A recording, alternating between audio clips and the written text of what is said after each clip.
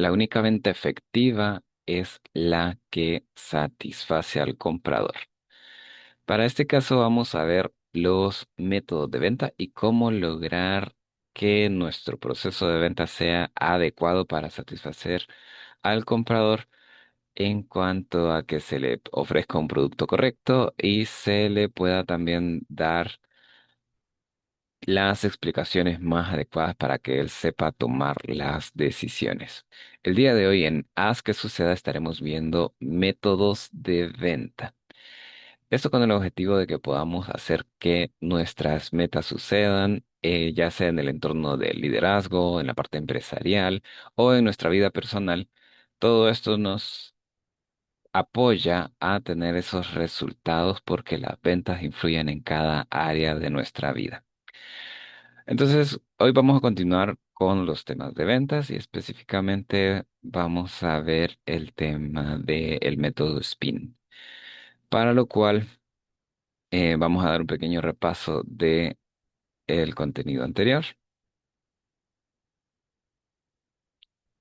y vamos a avanzar luego a explicar acerca del método.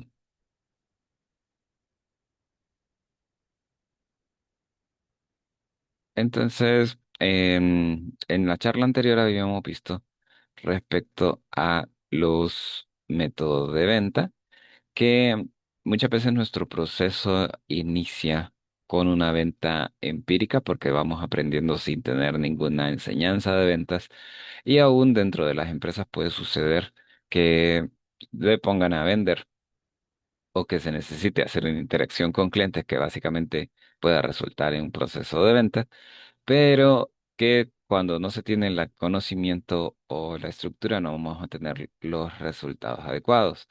Entonces, em, en una venta empírica se estima un 15% de resultados.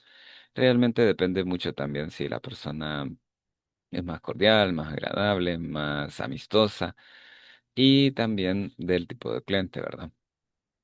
Para el caso, normalmente empezaríamos con la venta empírica, donde vamos simplemente a saber que tenemos que lograr un resultado, pero no vamos a saber cómo lograrlo. Y se hace con las herramientas que se tenga. Luego pasaríamos a que muchos logran mayor número de ventas por contactos y esta es una sugerencia que se da bastante para decir que es la mejor manera de tener resultados y demás, porque ya la gente confía en uno por temas de amistad o por temas de que lo ha conocido de otro entorno. Confía o desconfía, la verdad. Pero en general sería por el tema de amistad, si pudiera haber confianza. Y entonces hay una compra que no es tanto por la calidad del discurso de venta o la calidad del producto, etcétera, sino por la confianza. Esto también por medio de referidos. Cuando estamos hablando de referidos, sí hay un tema de que hay cierto grado de resultados o de hacer las cosas bien, por ejemplo, o vender un buen producto. Continuaríamos con los métodos clásicos, que es lo que vamos a estar estudiando el día de hoy, que son técnicas que se han ido perfeccionando a partir de la venta empírica. Se descubría qué frases funcionaban mejor, qué estructura de procesos funcionaba mejor, y se fue haciendo como una compilación y resumen de tal manera que se generó un método.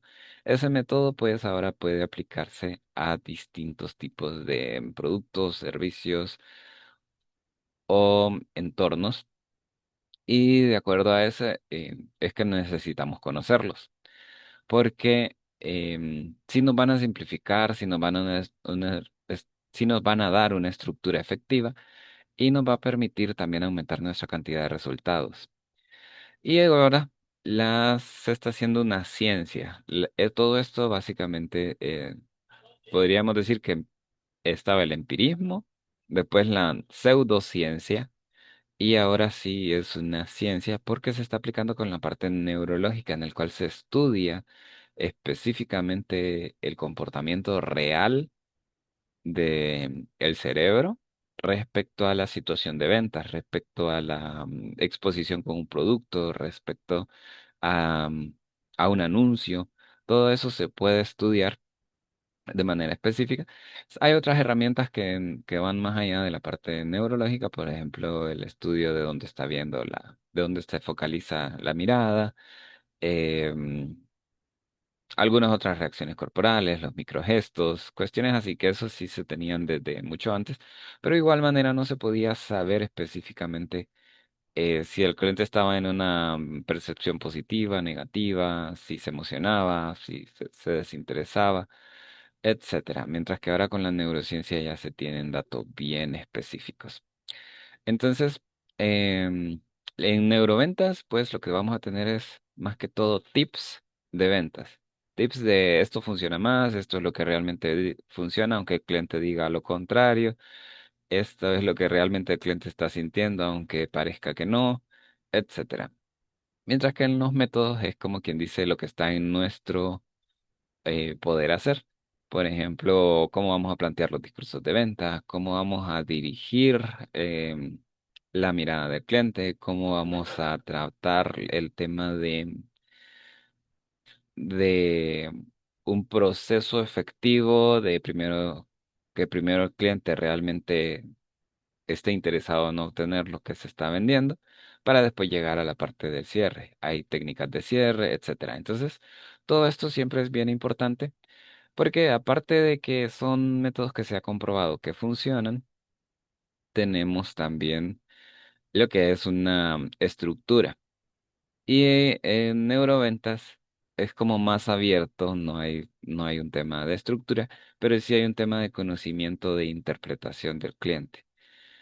Entonces, ambos nos dan capacidades, por eso siempre necesitamos el, los métodos clásicos.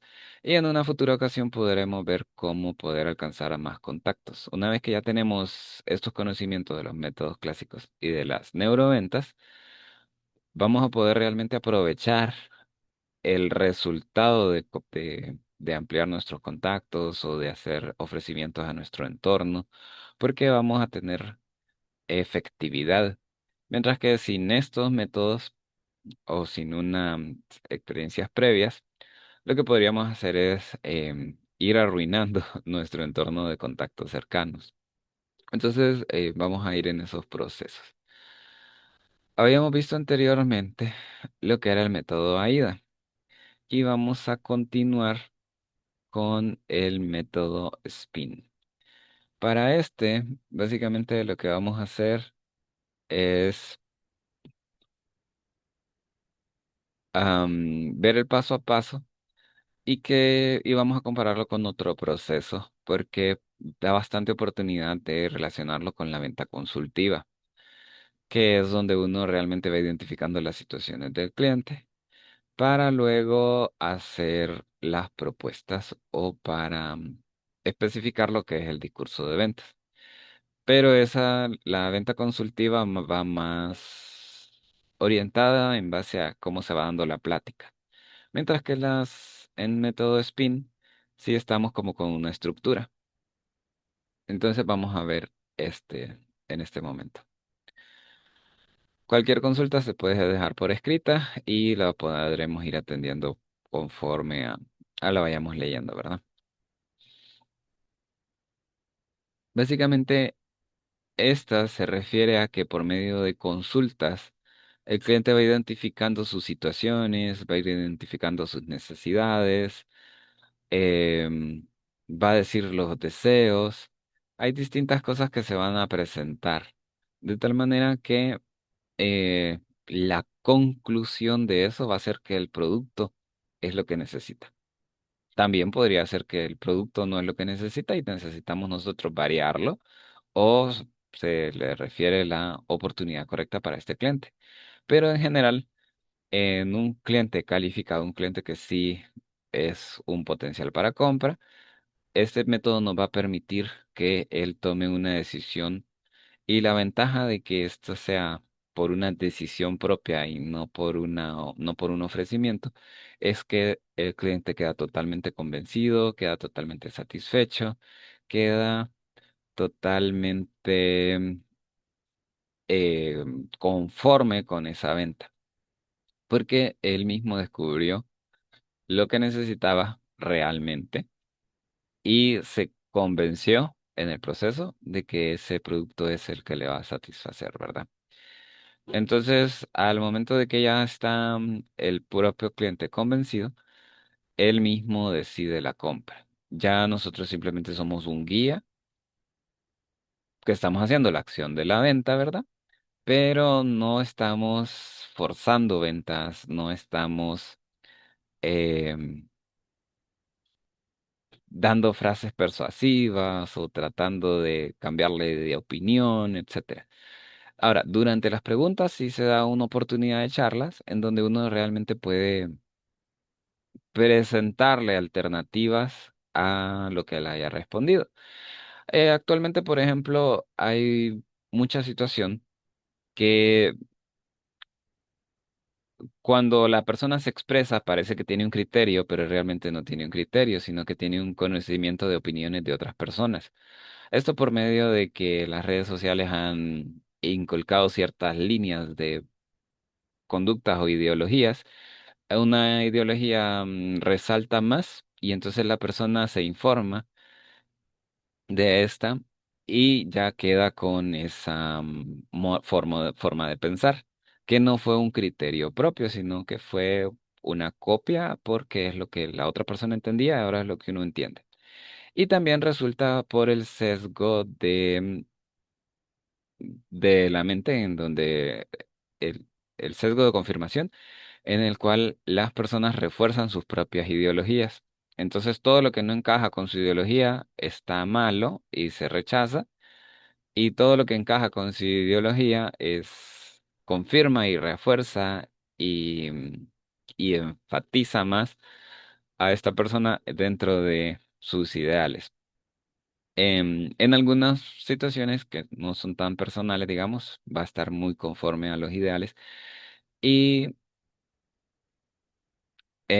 una tercera situación que puede generar que todavía si las opiniones de las personas no sean las más adecuadas a su propia forma de pensar es el hecho de que también las redes hacen como refuerzan los temas de interés. Al momento de reforzar los temas de interés, se pierden las oportunidades de ver los contrastes o las alternativas a una situación y ya entonces se sesga la mente hacia a un solo panorama. Entonces, sabiendo eso, que ahorita estamos en una época en donde hay bastante falta de criterio, podemos también em, entender un poquito más allá de las respuestas que da el cliente. Para lo cual vamos a tener otras técnicas que podríamos ver más adelante que se referirían a cómo plantear historias para que la persona amplíe su visión del mundo, cómo poderle contraargumentar sin que la persona se sienta atacada o que permitamos lo que es tener una disposición de la mente para aceptar contrapropuestas en el caso de que se pueda relacionar con el proceso de ventas. En una negociación, eso va a influir mucho. En una conversación, en un debate, en un proceso de venta, pues en general ya estamos buscando un cliente que sea el apropiado y simplemente lo vamos a guiar. Pero algunas de esas respuestas del cliente podrían no estar totalmente definidas o totalmente adecuadas a situaciones reales. Así que no, ahí nosotros tenemos que aplicar ciertos criterios. Em, Eso pues lo digo no porque que sea una parte de este proceso de venta, sino porque yo lo he notado últimamente en la forma de las interacciones sociales que ya están muy parcializadas y a veces con falta de criterio. Entonces a veces ni siquiera se adecúa a la condición de vida de la persona, pero siguen esa línea de pensamiento, aunque a veces les va en contra. Nosotros pues vamos a hacer cosas a favor del cliente porque el objetivo es que él satisfaga sus necesidades y deseos. Y, y por medio de la venta lo podemos lograr con mutuo beneficio, ¿verdad? Bueno, empezamos con que este es un acrónimo, SPIN, Y el objetivo es que vamos a ir identificando cada situación del cliente. Vamos a hacer preguntas específicas que nos den a entender la situación del cliente. Cómo es su entorno, qué tiene que ver la familia, cómo está en la parte laboral, por ejemplo, cómo están sus situaciones de vida, cuestiones así. Ahora, hay preguntas que al inicio pueden ser muy invasivas, por lo cual uno tiene que ser un poco cauteloso. Entonces, no empezar a preguntar cosas muy personales. Si podemos empezar a preguntar con cosas más casuales, hacer empezar un tipo de plática o alguna otra cuestión de nuestro entorno local, donde estamos reunidos, para luego ir avanzando poco a poco. Podemos ir generando confianza a través de mencionar el nombre, a partir de ponerle atención, a partir de cómo reaccionamos a lo que nos dice, si reaccionamos positivamente a lo que nos va explicando, entonces va a ir agarrando confianza, etcétera. Entonces, una vez que tenemos eso, vamos a poder hacer las preguntas relacionadas y tal vez por el entorno, y ya sea en una tienda o porque sabe que nosotros vendemos cierto producto o servicio, entonces vamos a ir pudiendo hacer preguntas relacionadas. Y a veces dentro de las preguntas uno tiene que poner un panorama. Por ejemplo, si yo le voy a preguntar, ¿cuántos hijos tiene? Puede ser una pregunta muy personal para alguien que quiere ser privado o que apenas nos venimos conociendo, ¿verdad? Entonces, ¿cómo planteo yo un panorama más positivo? Entonces, para saber cómo puede este producto servirle en su hogar, quisiera saber cuántos hijos tiene. Entonces ya hay una excusa, una argumentación. ¿Qué pasa si yo la digo al revés? La argumentación. Bueno, si yo le digo, ¿cuántos hijos tiene? Esto para saber cómo le va a servir el producto. El primer impacto de la pregunta va a ser el mismo que cuando no hacemos el panorama, si no lo planteamos primero la causa, ¿verdad? Entonces, puede generar ese primer tendencia a no querer decir la respuesta. Y lo siguiente es que distrae un poco de la pregunta porque ahora estamos justificando después de haber hecho la pregunta. Y también resulta en como que la mente va a pasar por dos etapas, una de la situación y después la de la justificación. Entonces, le- al momento de que se hace la pregunta, el cerebro está llegando a sus conclusiones. Y después la justificación lo que hace es contraargumentar esas conclusiones y tratar de acomodarse. Entonces ya hay cierto tipo de menos facilidad de cuando se hace al revés, se hace de la forma más correcta, que no es la manera en que tendemos a hablar. Tendemos a hablar primero la pregunta, después las justificaciones, o primero el argumento y después las justificaciones. Entonces, en este caso, la justificación va a permitir que la persona esté teniendo la estructura o la forma de pensar adecuada, o sea, estamos hablando del producto o del servicio, y entonces ahora la pregunta que viene es relacionada y ya hay mucha más aceptación. Entonces, nuestra manera de preguntar va a influir mucho, por lo cual también tenemos que tener en mente esas pequeñas estructuras de las oraciones y de las preguntas.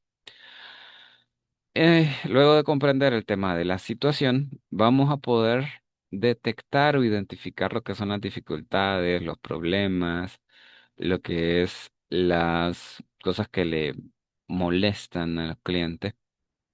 Y entonces esa es la segunda parte del método SPIN, es de identificar el problema, ¿verdad?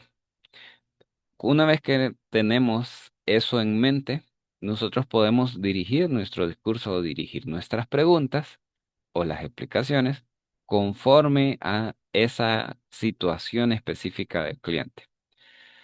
Esto hace que ya sea efectivo, que ya sea orientado, que uno lo va a aceptar más y dos, el cliente va a tener la satisfacción de la situación que tiene, ¿verdad? Entonces, ¿cómo nuestro producto le puede facilitar? Si no encontramos nada de que lo que nuestro producto le pueda facilitar a él o mejorar, básicamente no es el producto adecuado para esta persona o la persona no es la adecuada para nuestro producto. Entonces, ¿Qué es lo que pasa? Ahí básicamente identificamos, podemos ver situaciones pasadas para simplemente argumentar de tal manera que la persona no o quiera repetir situaciones pasadas o quiera evitar situaciones pasadas y vemos cómo esto se relaciona con nuestro producto o servicio o simplemente no es el cliente. Bueno, una vez que tenemos ya estas situaciones y si encontramos un problema que podemos resolver con producto o servicio, vamos a plantearle qué va a pasar si no tiene el producto o servicio. ¿Qué va a suceder? Uno, puede ser que siga igual en su misma situación de vida, o que siga teniendo los mismos problemas, o que se le vuelva a presentar una situación pasada, o que como a muchas personas les ha sucedido, en un futuro algo incierto va a suceder y entonces queremos evitar eso. Esto por medio de el consentimiento, el entendido de la aversión a la pérdida, que las personas tendemos a actuar más para evitar cosas o confrontar lo que son los miedos, que a lograr lo que son los deseos. Pero también podemos tener implicaciones así que satisfagan los deseos. Por ejemplo, em, el hecho de vivir tranquilo es una manera opuesta de decir vivir con problemas, ¿verdad? O vivir estresado, vivir con... Entonces, está el punto de dolor, que sería eso. ¿Cómo vamos a evitar que tenga em, tal problema? O para la próxima vez que suceda esto, usted va a estar 100% listo porque tiene nuestro producto. Entonces, eso es por aversión a la pérdida. Podemos plantearlo de manera positiva, de tal manera de que en vez de decirle que tenga las situaciones, las características del problema, le podemos decir que usted va a tener la tranquilidad de que cuenta con nuestro producto. Usted va a tener la certeza de que el resultado va a ser bueno porque nuestro servicio va a haber logrado que su situación de vida este, pueda prevenir esta situación, etcétera. Entonces, el planteamiento puede ser positivo o negativo, puede ser hacia obtener un deseo o puede ser por evitar un dolor o una pérdida, pero lo importante aquí es, dentro del método, es cómo esto le influye al cliente si todavía no ha adquirido el producto, si todavía no ha aceptado, ¿verdad?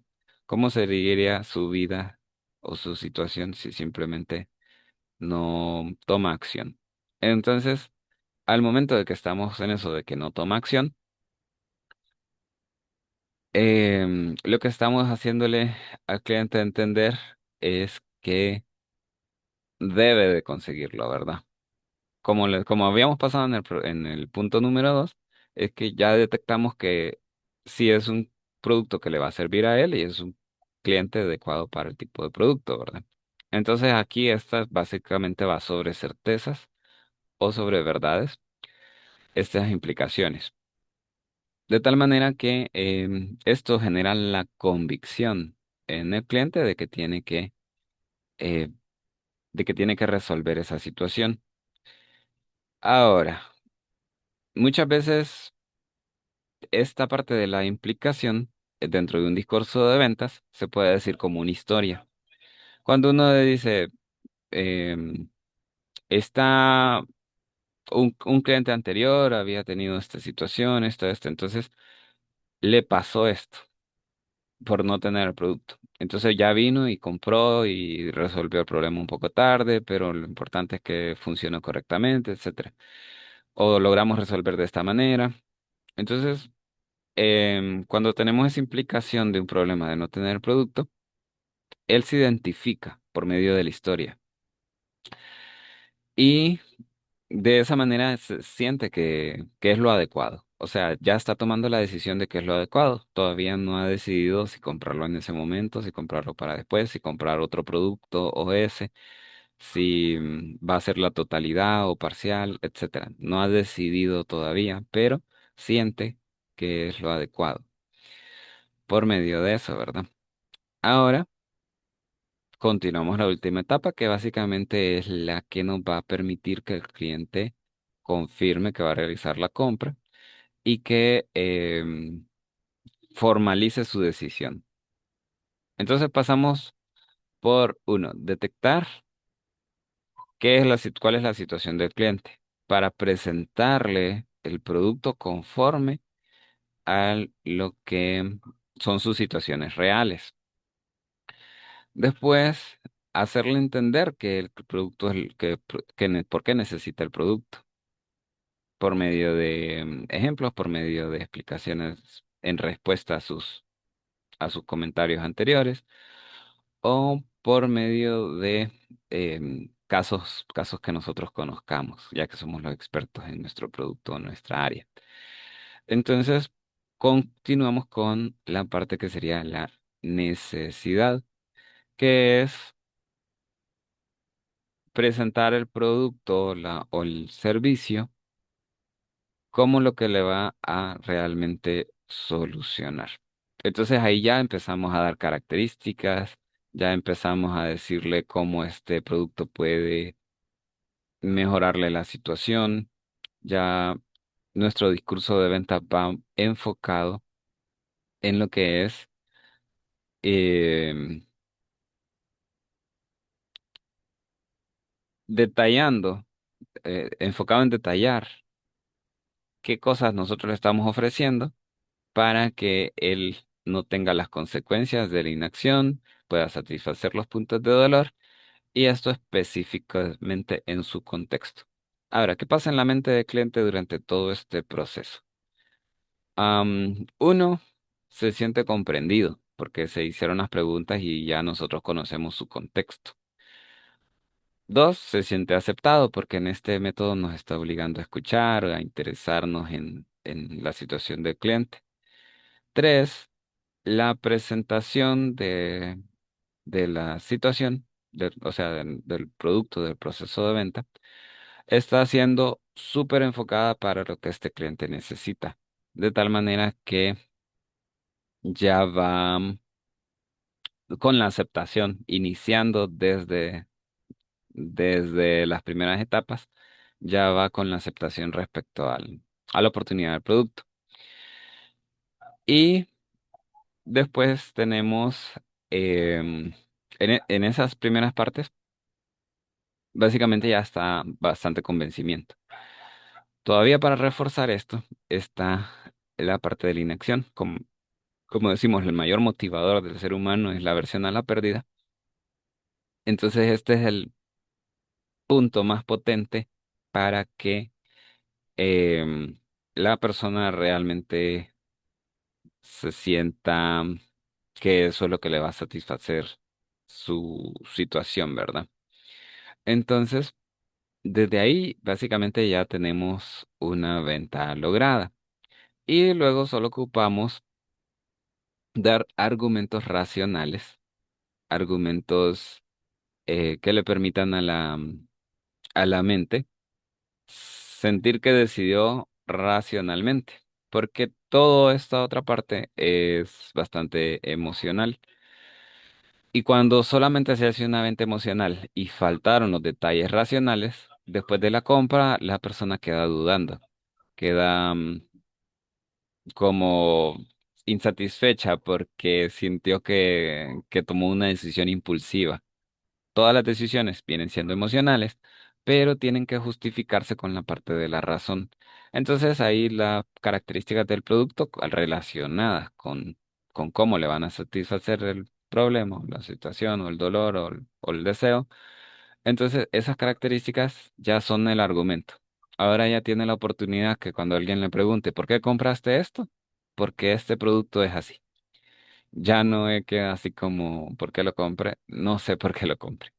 Entonces, em, esto hace que esta parte de cómo se plantea el producto como la respuesta, hace que quede totalmente convencido. Es, aquí está totalmente decidido y acá está totalmente convencido. Porque sin eso podrían haber ciertos bastantes otros inconvenientes en la venta, como que el cliente no sienta que está tomando la decisión correcta, o puede sentirse de dos maneras con el vendedor, como muy comprendido y aceptado, y entonces le compraría cualquier cosa, o como muy expuesto y que le vende cosas a través de la manipulación. Entonces, en ese aspecto es em, que se necesita identificar el producto como la solución. No sé si habría algún consulta o algo, se puede escribir en los mensajes y podemos detallar em, qué cosas falten para continuar con el proceso. Ahora, vamos a ver. Creo que nos da tiempo para continuar con otro método.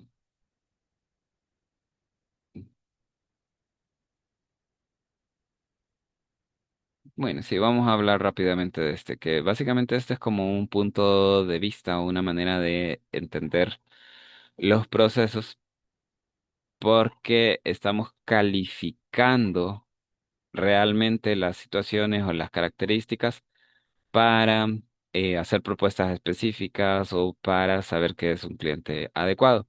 Entonces, dentro de los estudios que nosotros necesitamos está comprenderse a uno mismo como vendedor, comprender cómo compramos nosotros, comprender cómo nos expresamos. Todo ese estudio propio es una parte.